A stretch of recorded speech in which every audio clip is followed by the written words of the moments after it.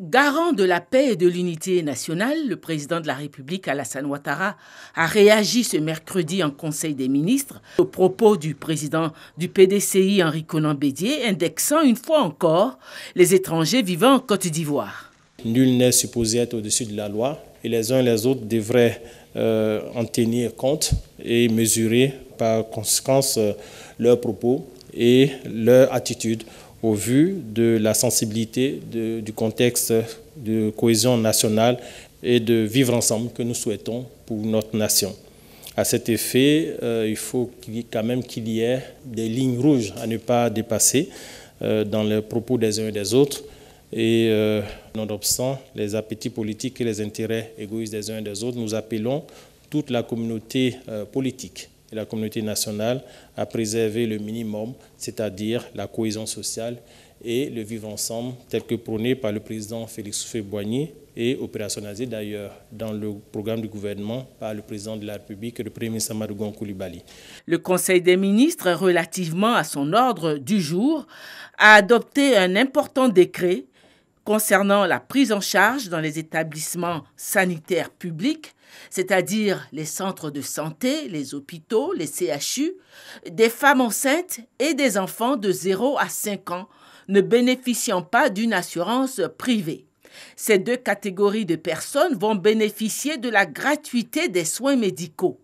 En outre, le gouvernement fait aussi obligation aux établissements sanitaires publics de soigner immédiatement et sans frais de prise en charge tout patient reçu aux urgences médicales, et ce durant les 48 premières heures de son admission. Ce décret, initié dans le cadre du programme social du gouvernement,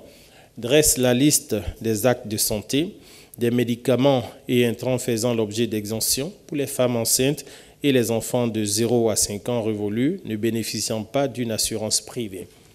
Outre l'application des mesures d'exemption sélectives,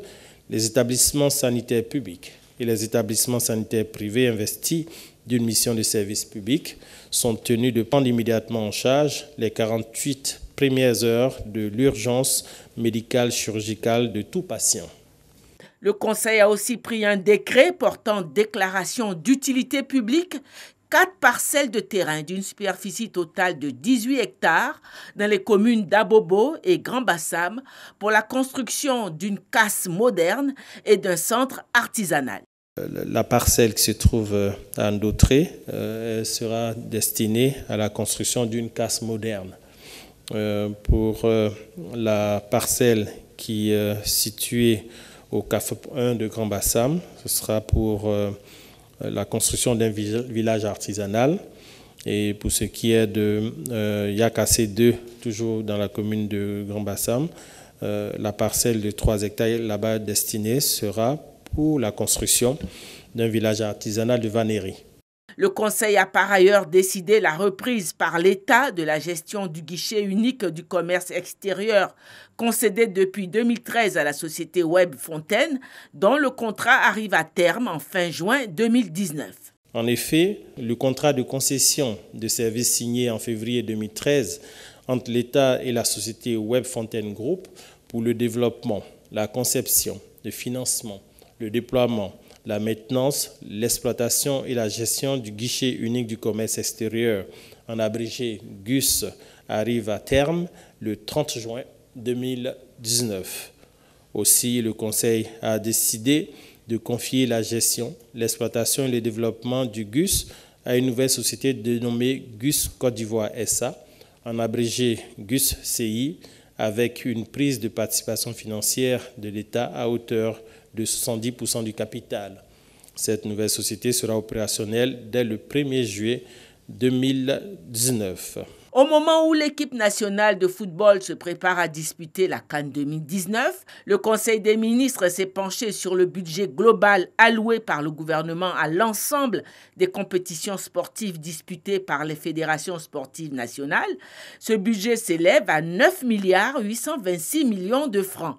Au plan de la diplomatie, le Conseil a été informé de la visite officielle en Côte d'Ivoire du président de la République du Portugal, Marcelo Rebelo de Sousa, à compter de ce mercredi 12 juin au vendredi 14 juin. et de la visite officielle en Côte d'Ivoire du président du Sénégal Macky Sall du jeudi 20 juin au samedi 22 juin.